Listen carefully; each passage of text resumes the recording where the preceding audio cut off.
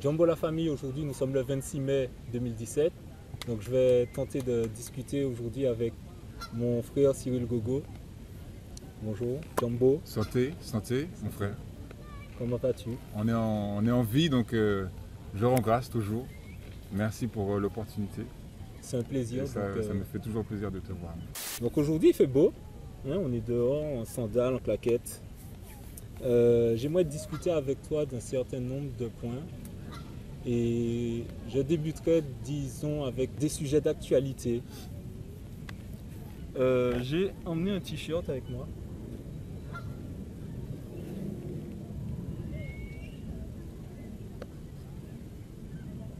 Donc, est-ce que tu reconnais ce t-shirt?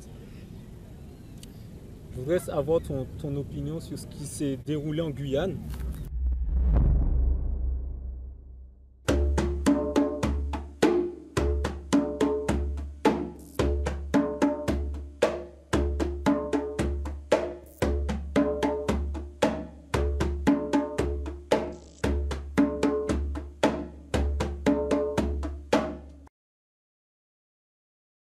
Premièrement,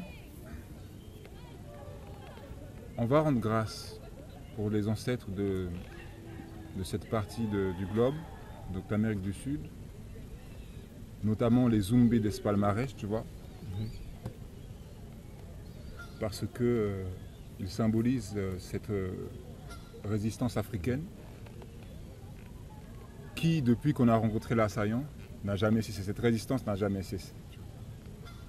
Et lorsqu'on exige un certain nombre d'actions de la part de la mère patrie qui est la France, parce que la Guyane n'est qu'une région de la France, il faut comprendre qu'on a affaire à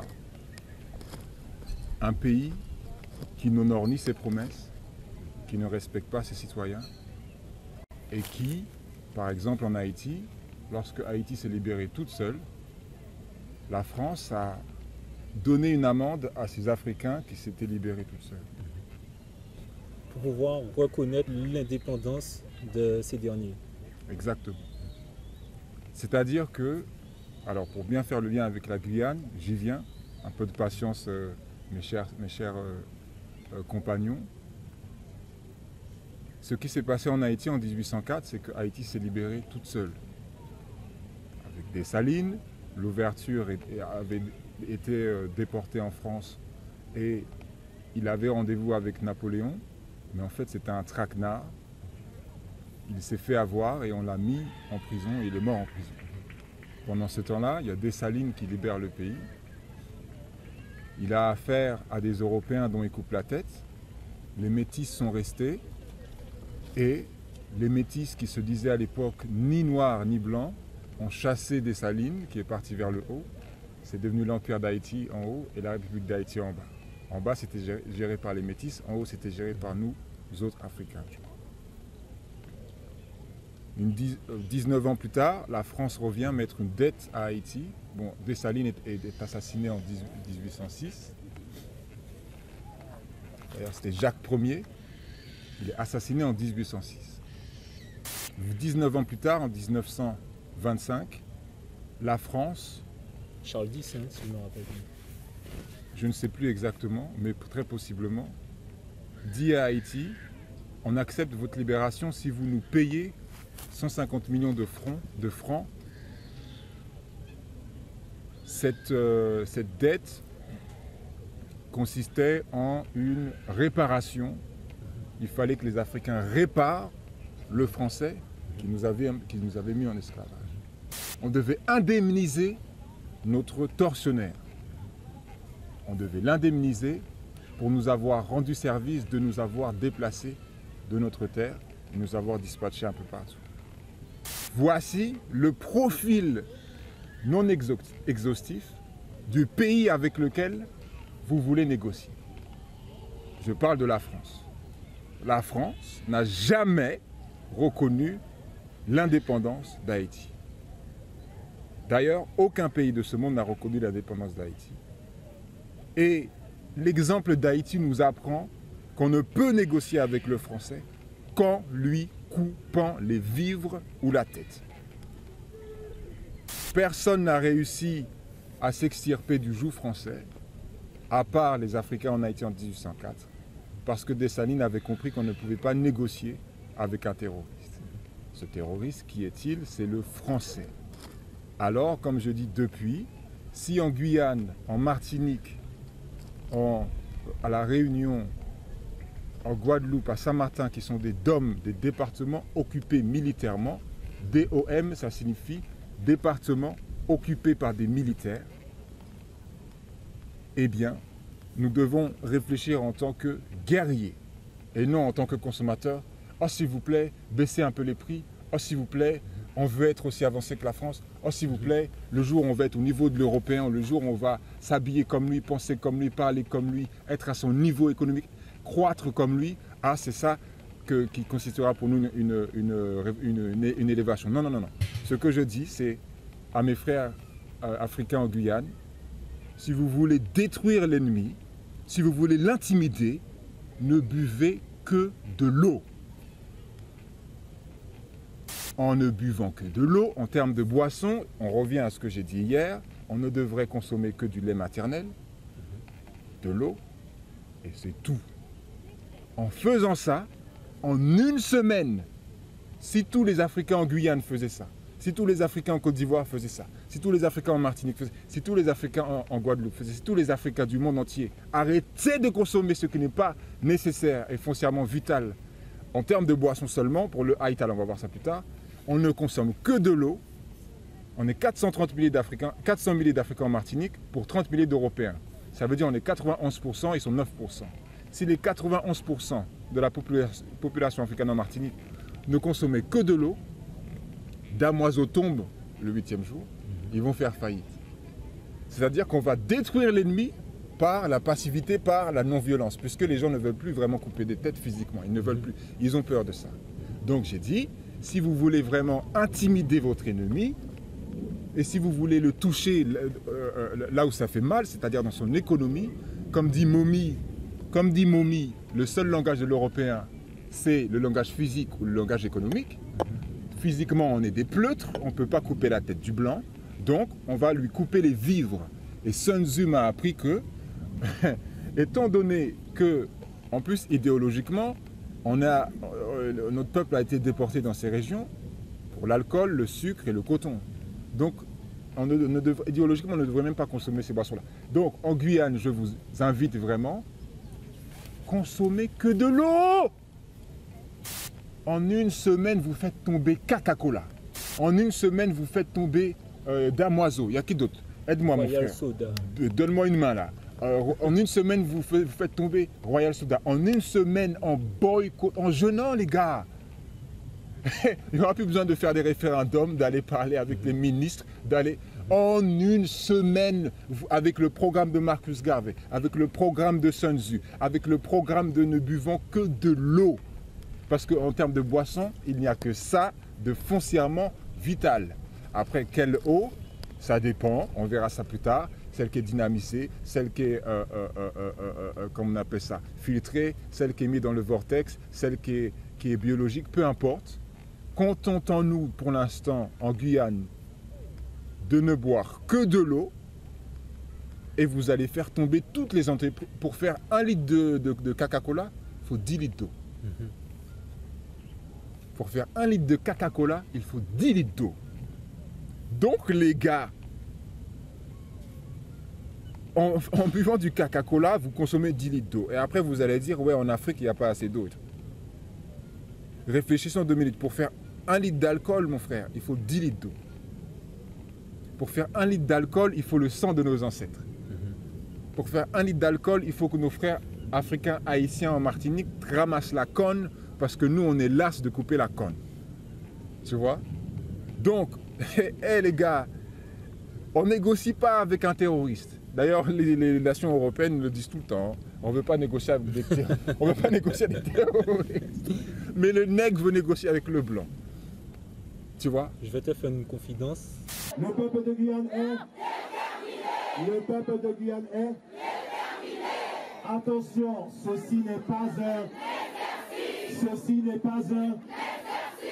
En fait, il faut savoir que les 500 frères ont mis une organisation carrée. Il n'y avait pas de débordement, les gens étaient disciplinés, il y avait des slogans, etc. C'était vraiment enthousiasmant et moi je voyais un possible départ, peut-être comme Haïti l'a fait il y a 200 ans, un début de quelque chose qui aurait pu se propager en Guadeloupe et puis ailleurs. Mais j'ai été déçu quelque part de voir cette exigence, c'est-à-dire la France doit faire pour nous. La France doit faire pour nous. Pourquoi nous, on ne fait pas pour nous-mêmes? Et lorsque tu regardes en Guyane, il y a de l'or, il y a le centre spatial. Si la Guyane prend son indépendance, la Guyane peut faire un impôt sur le centre spatial parce que le centre spatial de la France est sur sa terre. Donc, à mon sens, je ne veux pas donner de leçons aux Guyanais, c'est pas mon objectif aujourd'hui. Mais à mon sens, la Guyane a tout ce qu'il faut pour vivre bien dans son environnement. Tu sais, l'Amérique du Sud est le continent, le subcontinent le plus riche après l'Afrique. Les Spaniards qui sont arrivés au 15e et 16e siècle, qui sont arrivés au niveau de l'Amérique du Sud et de la Caraïbe, ils ont puisé tellement de richesses. L'or, en 100 ans tellement ils avaient un l'appât du gain pour l'or qui était là-bas en Guyane, au Brésil et compagnie. En 100 ans, ils ont décimé 90% de la population indigène. Je répète, la personne avec qui vous voulez négocier a décimé 90% de la population indigène, autochtone, locale, peuple premier, qui était là-bas en Guyane, au Brésil, en Amérique du Sud.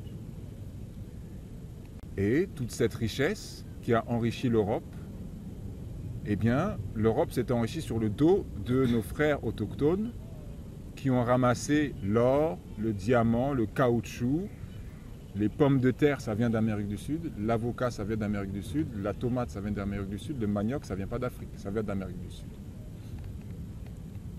60% de ce que l'Européen consomme, ça vient d'Amérique du Sud ou d'Afrique. Si vous voulez exiger de la France des réparations, une reconnaissance, un respect, moi je vous dis tout de suite, ils ont trop à perdre pour lâcher la Guyane. C'est trop riche, l'endroit est trop riche, c'est trop riche. Il y a la navette, il y a différents, il y a le Brésil à côté, c'est trop riche. Il y a l'or. Il y a de l'or. Bon, le fleuve Maroni, c'est trop riche pour que la France lâche ça. Écoutez, vous n'allez jamais négocier avec un terroriste autour d'une table et d'une table ronde. Sachez-le. Si Dessalines n'est pas parvenu à négocier avec Napoléon, mais qu'est-ce que vous voulez négocier avec ces démons? Vous qui nous n'avons pas l'esprit de nos ancêtres. Lui, il était en Mognet. On en a marre, on coupe des têtes, on brûle des maisons. On n'a pas cet esprit-là. On veut encore négocier autour d'une table. C'est pour ça que je répète et je répéterai toujours, mon frère,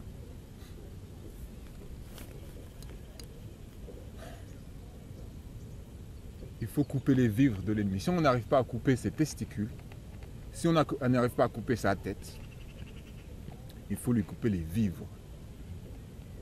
Et c'est pour ça que le boycott est illégal, parce qu'ils en connaissent la puissance. Ils savent que si on arrête de consommer, l'Européen n'a plus de richesse, puisqu'on consomme tout, et tout ce qu'on consomme nous rend malade. Donc après, il faut consommer Big Pharma, et là, on est en traitement à longue durée, on est en affection de longue durée à vie. Donc, je suis parti en Guyane en 2007. D'ailleurs, c'était ma première conférence. Ça fait plus de 10 ans, ça fait 10 ans que je fais des conférences. Ma première conférence, c'était à Cayenne en 2007. Tu vois. Je suis parti voir mes frères à Saint-Laurent-du-Maroni. Les Bouchenengue, les Boni et compagnie. Je suis parti au Suriname. J'ai même fait mon clip vidéo là-bas. Qui est disponible. Je vais te montrer ça. Il n'y a pas de souci. Ouais. Ah ouais, c'est wicked. Hein. C'est wicked. Et j'ai vu une de ses forces. Les Africains de la Guyane sont les Africains les plus forts de l'Amérique du Sud. Quand on regarde l'héritage, souvenez-vous de ce que l'Europe a fait de zombies de palmarès. Il faut qu'on prenne ces gens-là comme des... Ce sont nos ancêtres, mais ce sont aussi nos idoles. Tu vois. Alors sans entrer dans l'idolâtrie, ce sont nos exemples, on va dire. Tu vois. Et je suis désolé. On a atteint le threshold et tout ça. On ne peut plus négocier avec ce démon. Écoutez, le gars, c'est chez lui.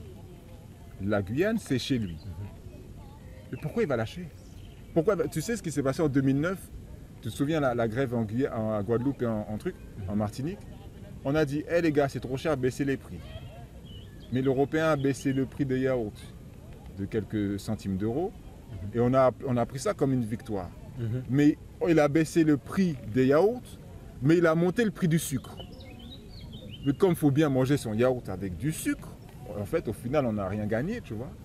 Donc, ce que je dis, c'est que si en Guyane, on veut être indépendant,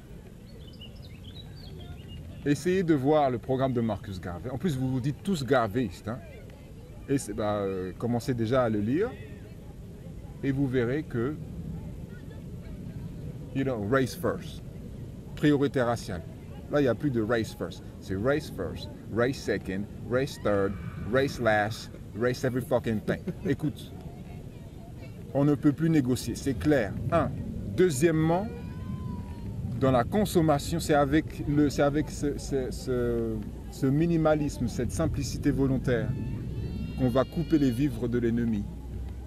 C'est clair, je vous l'ai dit, je vous le dis depuis une dizaine, quinzaine d'années. Faisons comme les Rastas.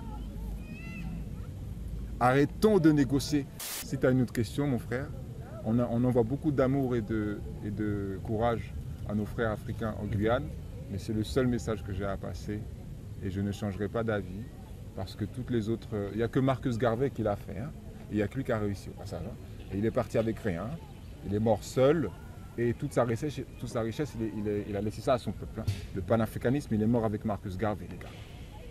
Le panafricanisme est mort avec Marcus Garvey. Le gars, il a dit, achetons dans nos enseignes. Et si on doit acheter dans la main de l'autre, n'achetons que ce qui est foncièrement nécessaire. C'est tout. Mais vous voulez négocier avec le type, mais c'est le type qui vous donne le Coca-Cola, c'est le type qui vous donne le Prozac, la Ritaline, les génériques, le paracétamol, le Paxil et la Dépakine qui rend autiste. Donc les gars, arrêtons de consommer ce qui n'est pas foncièrement nécessaire. C'est simple en plus. C'est pas compliqué. Hein. C'est pas quelque chose qui est à la portée de tout le monde. Tu vois. Donc c'était ça ma petite contribution. Donc tu vois que j'ai pas changé de position, depuis la dernière fois que tu m'as vu. Le simple fait de parler de la fraternité, de l'avenir du continent africain nous fait passer pour des extrémistes. Mais nous ne sommes pas des anthropophages. Nous ne mangeons pas les blancs. Nous n'avons pas ce projet-là de société. La seule chose que nous voulons, c'est que l'Afrique puisse décider de sa propre destinée comme la France. Nous voulons le meilleur pour la France. Mais le meilleur pour la France ne viendra que lorsqu'ils enlèveront leur pape de l'Afrique. Tant qu'ils n'enlèveront pas leur pape de l'Afrique, il n'y aura pas d'avenir radieux pour la France. Tant qu'ils mettront leur base militaire chez nous, il n'y aura pas d'avenir radieux pour ce pays. Tant qu'il y aura toujours de l'exploitation, le pillage par Bolloré, il n'y aura pas de liberté pour eux, mais pour nous. Nous sommes pour la réciprocité. Aimez-nous, nous allons vous aimer. Même si vous nous marchez dessus, nous vous marcherons dessus en retour. Est-ce que tu suis un peu les actions du front anti-CFA et est-ce que tu vois une évolution dans ces actions-là? Kémy Séba, c'est quelqu'un, la première fois que j'ai vu Kémy Séba, il m'a sublimé. Il m'a épaté, il m'a ému, il m'a touché. Il est en partie responsable de ce mouvement anti-français. En partie, n'est-ce pas? Et Pour cela, je le félicite. Et cette problématique, elle est fondamentale parce que le franc CFA, ça veut dire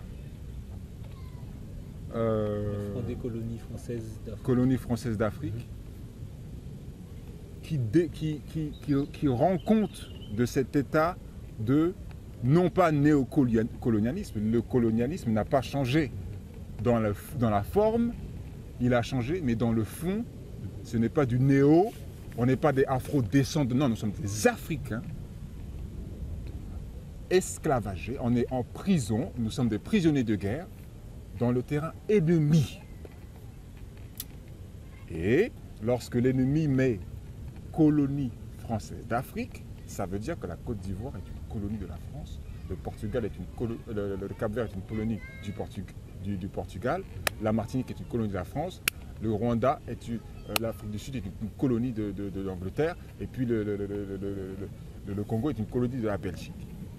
Donc, les rapports de domination n'ont pas changé, les frontières n'ont pas changé, l'ennemi n'a pas changé, nous autres Africains n'avons pas changé, on est de plus en plus consommateurs, donc il n'y a pas besoin de mettre néo, ni afro-descendants, on est les mêmes. Et, effectivement, c'est en maintenant cette monnaie qui est 100 fois moins élevée que l'euro, qu'on maintient les Africains dans une dépendance économique. Ça, tu sais, c'est Verschave, François-Xavier Verschave, qui l'avait très bien expliqué dans cette histoire de France-Afrique. Et moi, je dis, encore une fois, sur le continent, si vous voulez dévaluer, si vous voulez éliminer ce franc, arrêtons de consommer le cube magie. Arrêtons de consommer ce qui n'est pas de l'eau. Arrêtons de consommer, alors ça va être difficile parce que là, il y a une addiction. Il y a une addiction. C'est la même réponse que j'ai à chaque fois. Tous nos problèmes économiques, sexuels, sanitaires, il faut que l'on se contente du simple, du minimalisme, du vital, du foncièrement vital. Parce que si vous voulez détruire les gens, ça a fait un bruit là-bas. C'est bon, on a un style libre, c'est nous-mêmes. Si on veut détruire les gens qui nous détruisent, ces gens-là ne fonctionnent qu'avec notre argent, en fait. Avec notre dévotion, avec notre foi, avec notre croyance, avec notre peur, et arrêtons de les alimenter en consommant dans leur poubelle. On consomme la poubelle que l'ennemi nous donne. Tu vois. Le cube magie, c'est une poubelle remplie comment on appelle ça, de glutamate monosodique, qui est neurotoxique, qui tue votre cerveau, et qui en plus de ça enrichit l'assaillant, le camp adverse. Donc moi j'ai dit, écoutez les gars, Marcus Garvey il nous l'a dit, cette histoire de consommer pour nous, par nous et tout. Il n'y a rien de nouveau dans ce mouvement d'anti-français. Enfin, c'est Marcus. Kémy Séba est en train de recycler, de remettre à jour Marcus Garvey. C'est pour ça que j'embrasse Kémy. J'embrasse Kémy. J'embrasse Kémy avec beaucoup d'affection. Parce qu'il est en train de actualiser en fait le programme de Marcus Garvey. N'oubliez pas que si je vous l'ai dit, si vous voulez détruire l'ennemi, mais en fait vous ne voulez pas. En une semaine avec ce programme, dans 7 jours, on peut se libérer. Mais on n'est que 3 à faire ça en Martinique. Moi, Denise, Sarah. Et on n'a pas de nom africain pour autant. Nous n'avons pas de nom de prénom africain pour autant. Et alors, ça empêche de faire quoi? Avec notre programme, avec ce que m'a appris Marcus Garvey et les Rasta, en buvant que de l'eau, on tue le franc CFA. Prouve-le, Cyril. Eh bien, faites-le pendant moi, je le fais déjà depuis. J'ai jamais bu d'alcool, j'ai jamais bu de café, j'ai jamais consommé aucun stupéfiant, j'ai jamais fumé aucune substance, j'ai pas de télé, pas de micro-ondes. Donc, quand les gens entendent ça, ils me disent, mais avec toi, l'industrie va faire faillite. Mais j'ai dit, imbécile, t'as compris? Si on faisait tous avec toi, Cyril, ils vont faire faillite. Mais non, c'est avec nous tous, si on faisait comme ça. Nous tous, ils feraient faillite. Mais en étant 3 pèlerins imbéciles en Martinique, à faire ça, c'est normal que ça avance pas. Kémy, tu as ton ambassadeur ici. Voilà. On fait un petit coucou à Kémy aussi. Voilà. Natou, Je voulais amener ton livre, mais j'ai oublié. Voilà, ça commence à bien faire. Voilà. On n'oublie pas Momi. C'est grâce à Momi, j'ai rencontré... C'est grâce à Momi.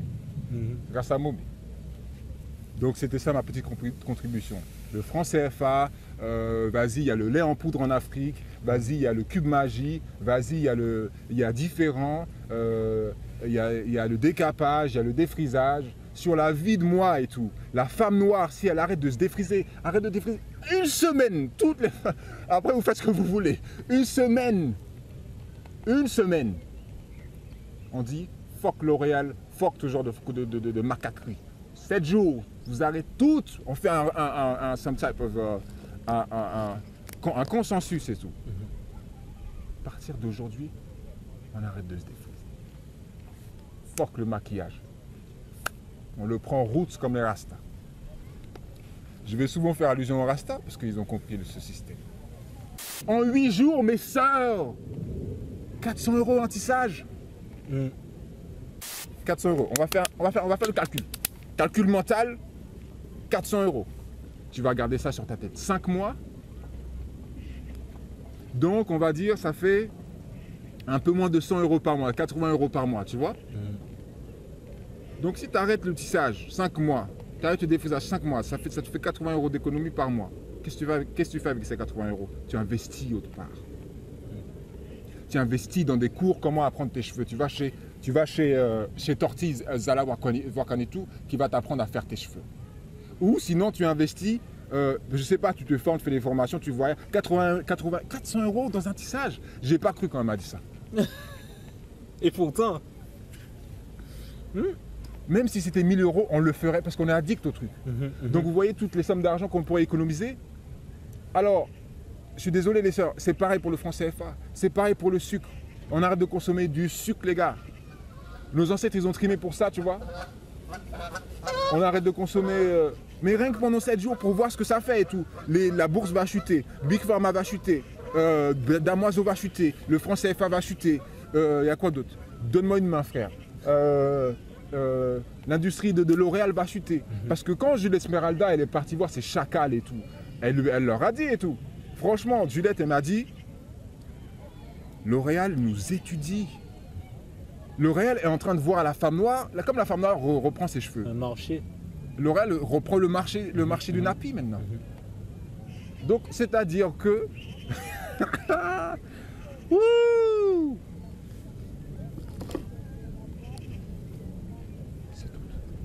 C'est tout. Vous n'avez pas 27 € à mettre dans mon livre, vous mettez 400 € dans des cheveux humains. Ces cheveux qui proviennent des Indiennes, quand les Indiennes elles donnent leurs cheveux, elles font des sacrifices à leur Dieu en fait. Elles croient qu'en donnant ces cheveux, elles vont faire des offrandes à leur Dieu. Et ces dieux, c'est la femme noire. C'est-à-dire que sur le plan métaphysique, c'est très dangereux énergétiquement, les hindous et tout. Vous donnez ça à nos sœurs et tout. Vous donnez pas ça à des dieux, tu vois. Vas-y et tout, moi je suis plus dans ces histoires, ouais la femme noire c'est Dieu et tout, j'ai fuck ça et tout. L'homme noir il est Dieu, tu vois, parce que moi je suis passé par la NOI et tout. C'est bien glamour, ouais, the black man is God, the black woman is God et tout ça, tu vois. Mais vas-y, il faut qu'on arrête avec ce genre de macaquerie, tu vois. La femme noire c'est pas Dieu, tu vois. La femme noire, l'homme noir non plus c'est pas Dieu. Parce que ça nous fait bien et tout de s'appeler King, Queen et tout genre de macaquerie. Mais je t'ai dit en 7 jours, c'est quoi 7 jours? 7 jours c'est une petite vacance, 7 jours, 7 jours. Voici mon programme. Prochaine question.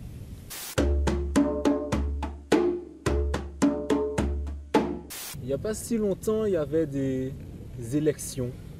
Je voudrais savoir pour qui tu as voté.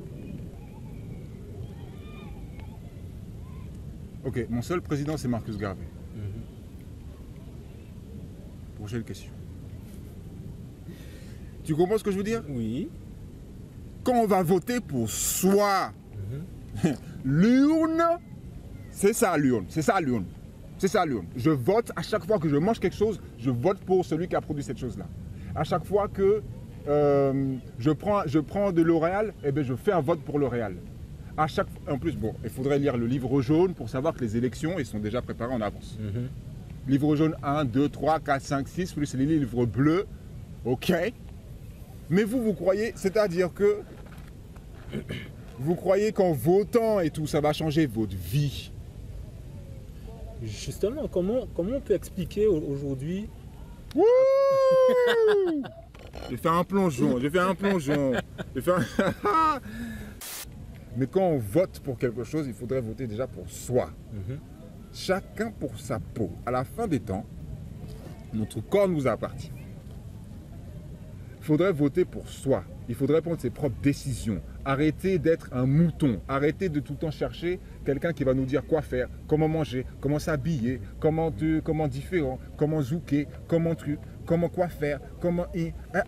En Martinique, c'est marqué, la Martinique avance. Ouais. Sur les panneaux du conseil, je sais pas quoi. La Martinique avance. Tu sais que depuis 2008, au moins, il y a un projet de tramway. Ouais. Le TCSP ou un truc comme ça. On est en 2017. Il y a un tramway qui ressemble à un bus en plus. Hein. Oui, parce qu'ils ont changé. Ah ok. Avant, c'était tramway.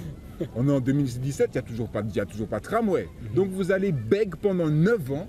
Moi, je veux mon tramway. Je le veux. J'ai eu espoir. Même si je ne vais pas le prendre, moi, je veux ce tramway. Mais je sais très bien que c'est des paillettes qu'on nous jette. Et nous, on va prendre ces petites miettes comme du gâteau. Et ça nous distrait. Pendant ce temps-là, l'ennemi fait dans ses salles de garde et ses sociétés secrètes, il va laboratoire, il va organiser le génocide de l'Afrique. Donc votez les gars, allez votez. Je vous donne l'urne, allez voter. Au lieu de voter pour vous-même, allez, votez. Parce que quand tu votes pour quelqu'un, tu donnes ta foi en lui, tu vois. Lisez le cours de philosophie africaine de Marcus Garvey. Amama Zamala traduit pour ceux qui ne comprennent pas l'anglais. Donnez la force à la sœur. Lisez Marcus Garvey. Et vous allez comprendre. Lisez le livre jaune, tous les volumes, le livre bleu, tous les volumes. Et vous allez comprendre que le meilleur vote que vous pouvez faire... Tu sais quoi? Les politiciens sont les laquais des industriels. Donc si on tue l'industrie, on tue les politiciens. Obama a été mis au pouvoir par Monsanto. C'est Monsanto qui a financé une partie de sa campagne. Donc si on arrête de consommer Monsanto, rien que pendant 7 jours, on tue toutes les industries. Là, ils vont nous respecter. Mais comme on est des simples consommateurs, ils vont dire... Des addicts. On est des addicts. On va aller leur donner des petites pancartes. La Martinique avance, alors que c'est le pays le plus malade du monde. On va distraire les Noirs avec des pacotilles. C'est exactement ce qu'ils faisaient sur le continent il y a 300 ans. Ils nous ramenaient des pacotilles. Et nous, on va échanger notre peuple et tout contre ces pacotilles. Parce qu'il y en avait toujours un qui trahissait. Toujours un. Pourquoi? Parce qu'on lui disait, si tu ne vends pas ta sœur, je vends ta mère. Si tu ne vends pas ta mère, si tu ne me donnes pas ta mère, je viole ta fille. Donc forcément, tu es obligé de faire un choix là. Tu donnes ta mère ou ta fille, tu dis, ah ça c'est bon, homme blanc, tu peux épargner ma mère.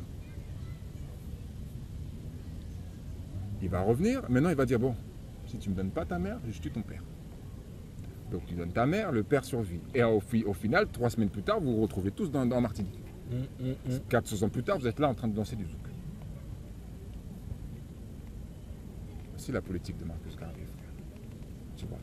Donc pour répondre à ta question, mon cher frère, la politique, mon président c'est Kémy Séba et c'est Marcus Garvey. Prochaine question.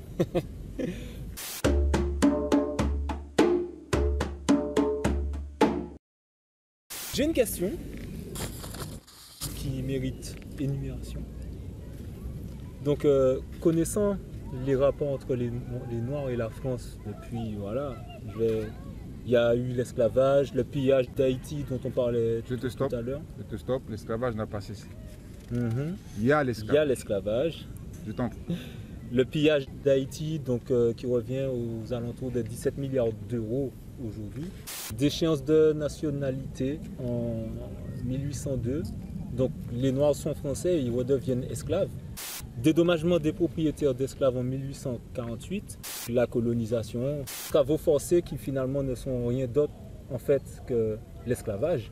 Tiaroy, le Bumidum, mai 67 en Guadeloupe. L'implication dans la déstabilisation par exemple en Côte d'Ivoire. les morts qu'il y a eu au Cameroun et dans beaucoup d'autres pays africains. Le code noir, qui n'est toujours pas aboli, à quoi ça correspond quand un noir dit qu'il se revendique français? Ça correspond à de la macaquerie. Nous sommes des singes, mon frère. Je suis en train de revérifier mon swagger, mon frère. Parce que dès que tu as une petite... Dès que c'est pas au passé, ah ouais, Cyril n'a pas le swag. Mais écoute le message, god damn, man. Ils s'en foutent du swag. Bon. La question identitaire, tu sais, j'étais dans un salon, peut-être il y a 3 semaines, et la fille me dit, oui, on est français. D'accord. C'est bien, c'est bien, c'est bien. Bon bah explique-moi, si nous sommes français, pourquoi on n'a pas les mêmes droits? C'est ça, pourquoi n'avons-nous pas les mêmes droits en fait? Tu vois. Il faut remonter à... Donc on va faire un petit historique. Parce que c'est bien de remettre les choses dans leur contexte. Historique, donc spatial et géographique. Donc là je vais me carburer, là moi je carbure à l'eau. Moi je carbure à l'eau. Yes.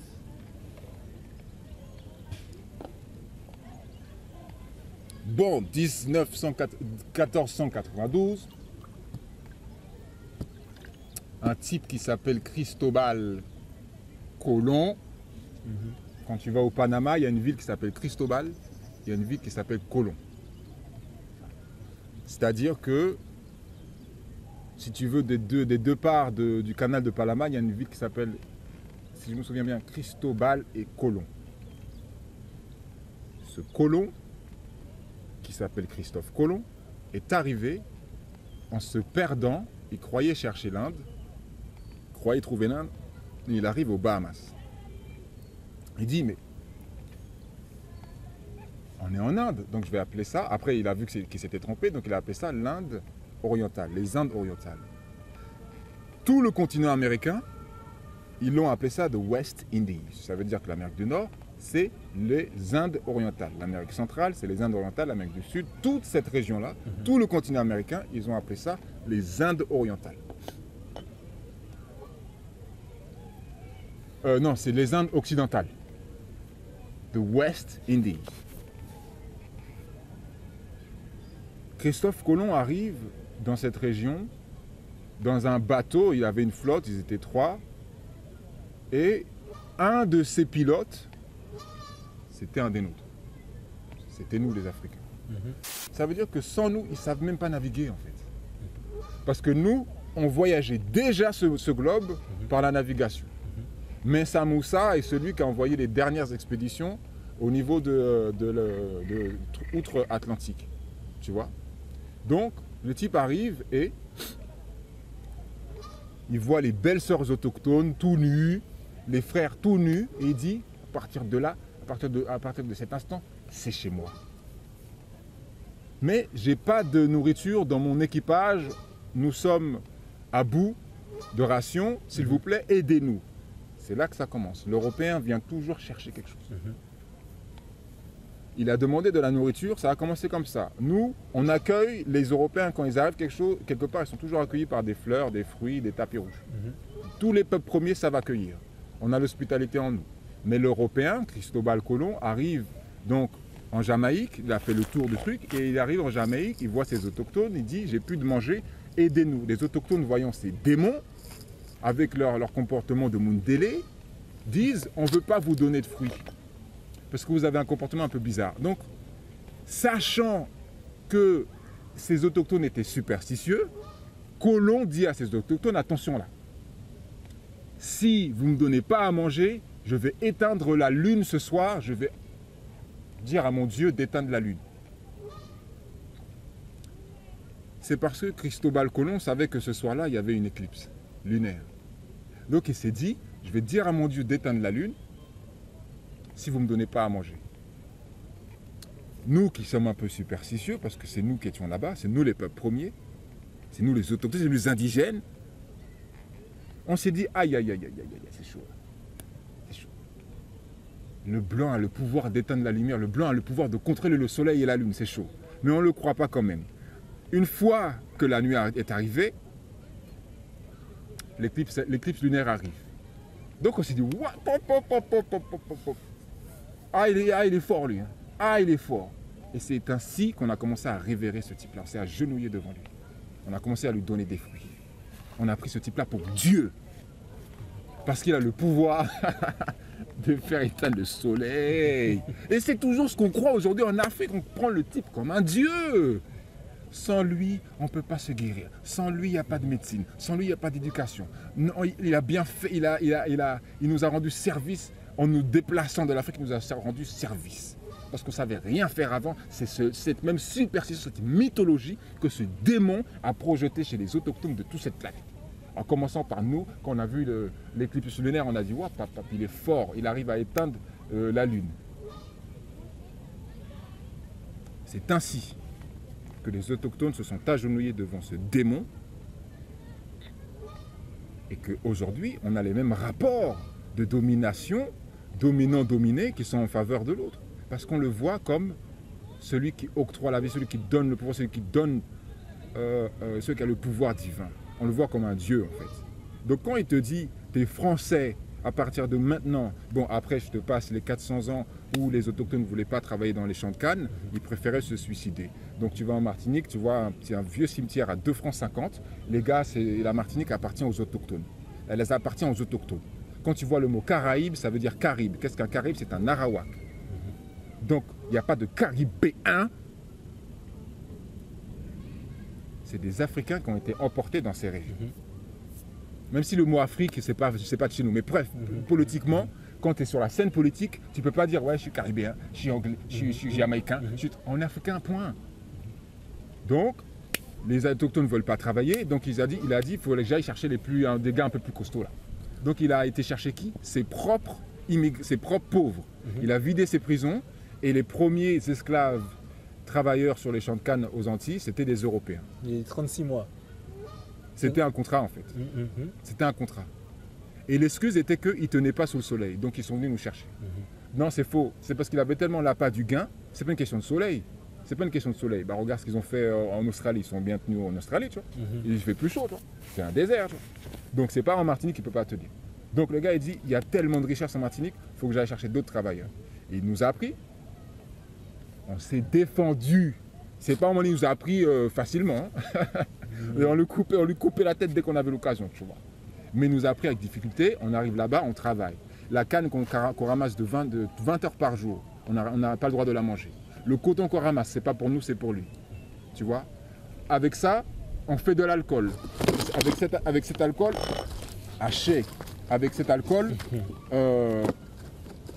l'alcool, ça permet de soulager les douleurs. C'est comme si c'était un